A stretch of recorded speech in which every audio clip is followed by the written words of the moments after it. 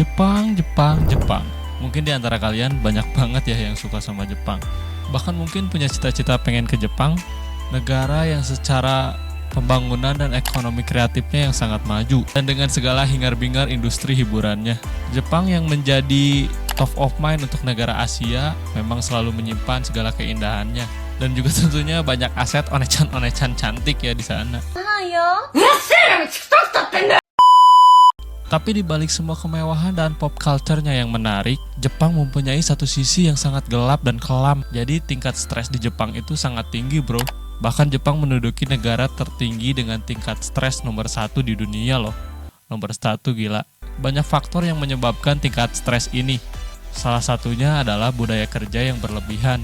Pasti lu juga sering lihat mungkin di Reels atau di TikTok gitu. Banyak banget orang Jepang yang abis mabok terus tidur aja geletakan gitu di jalan. Bahkan juga lu mungkin pernah lihat video orang Jepang yang teriak histeris gitu. 30万負けたらしい。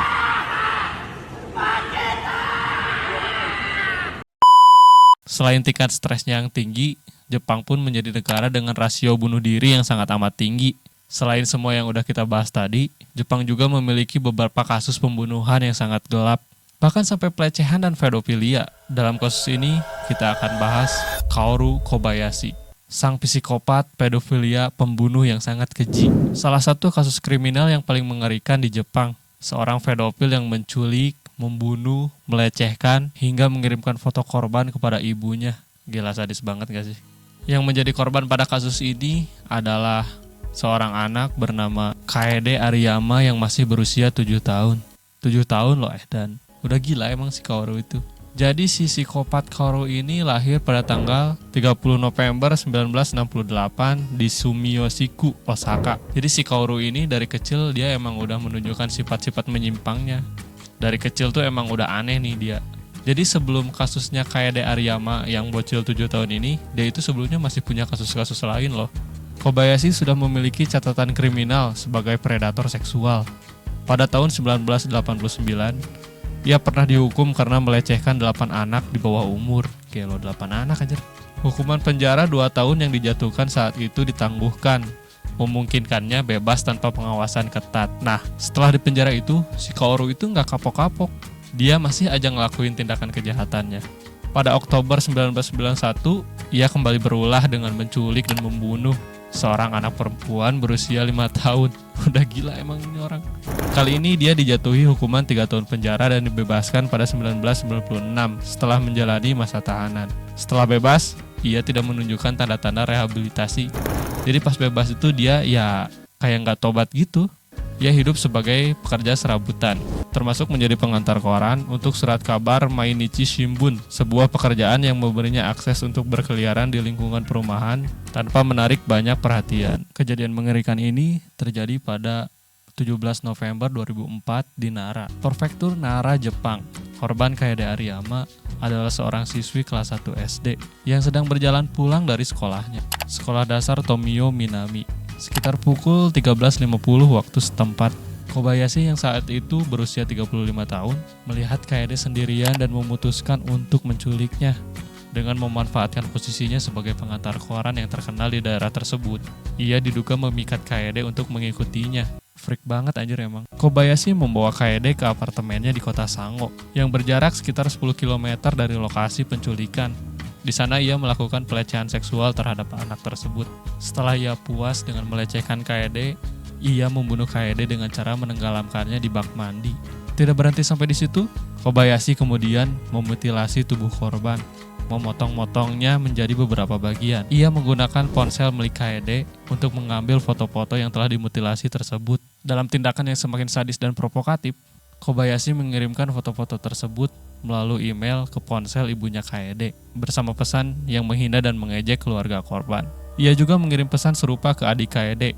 Jasad Kaede yang sudah dimutilasi kemudian dibuangnya ke saluran irigasi di dekat apartemennya. Sementara beberapa bagian tubuhnya disembunyikan di tempat lain. Jadi tubuh Kaede setelah dimutilasi, dia memotong-motongnya menjadi beberapa bagian. Yang salah satunya ditenggelamkan di irigasi di dekat apartemennya, dan satunya lagi ditempatkan di beberapa tempat yang lain.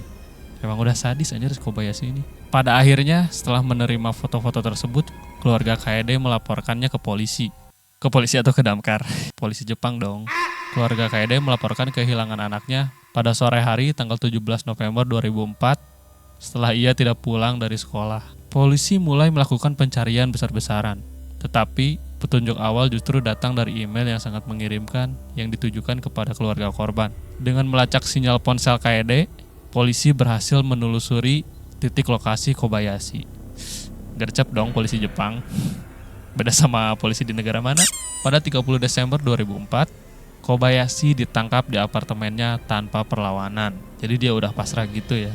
Penggeledahan di tempat tinggal Kobayashi mengungkap bukti yang memberatkan ponsel Kaede, barang-barang pribadi milik korban seperti tas sekolah, serta koleksi besar materi pornografi anak. Anjir, ada materi pornografi anak di kamarnya si Kobayashi ini. Polisi juga menemukan alat-alat yang digunakan untuk memutilasi tubuh Kaede. Dalam interogasi, Kobayashi mengaku melakukan semua tindakan tersebut tanpa menunjukkan penyesalan yang signifikan. Emang udah psikopat ini mah orang. Ia bahkan menyatakan bahwa ia ingin mati. Jadi si Kobayashi ini udah pasrah dan dia minta ingin mati dan meminta dieksekusi secepatnya. Persidangan Kobayashi dimulai di Pengadilan Distrik Nara pada tahun 2006. Jaksa menyoroti kekejaman ekstrim dari kejahatannya termasuk penculikan, pelecehan seksual, pembunuhan, mutilasi, dan tindakan provokatif mengirim foto ke keluarga korban. Tidak ada keadaan yang bisa meringankan si Kobayashi ini, terutama karena riwayat kriminalnya yang berulang dan bersifat sadis ini. Jadi dia itu nggak kapok-kapok. Pada 14 September 2006, hakim menjatuhkan hukuman mati kepada Kobayashi. Langsung dikasih hukuman mati tuh. Dalam putusannya, hakim menyebut tindakan Kobayashi sebagai kejahatan yang sangat keji dan tidak berperi kemanusiaan, yang tidak layak mendapat keringanan. Jadi si Kobayashi pas divonis ini juga udah nggak mengajukan banding lagi ya. Jadi dia sudah pasrah dengan keputusan hakim. Akhir riwayat Kobayashi adalah ia dieksekusi dengan cara digantung pada tanggal 21 Februari 2013 di rumah tahanan Osaka. Kobayashi mengakhiri hidupnya pada usia 44 tahun. Akhirnya tamat juga tuh si pedofil. Jadi ya kesimpulannya, mau di negara manapun, di negara semaju apapun, di negara seaman apapun, bahkan di negara seaman, secanggih, semaju, dan polisinya segercep di Jepang pun masih tetap ada kejahatan di sekitar kita. Jadi sebaiknya ya kita tetap melakukan perlindungan diri, kita tetap waspada, kita harus tetap berhati-hati kepada orang asing, terutama orang yang gerak-geriknya mencurigakan. Oke, jadi segitu dulu pembahasan kita tentang si pembunuh psikopat Kobayashi ini. Next kayaknya kedepannya bahas di Jepangan lagi, seru kali ya. Oke, segitu dulu pembahasan kita kali ini. Next, bahas apa lagi? Ciao!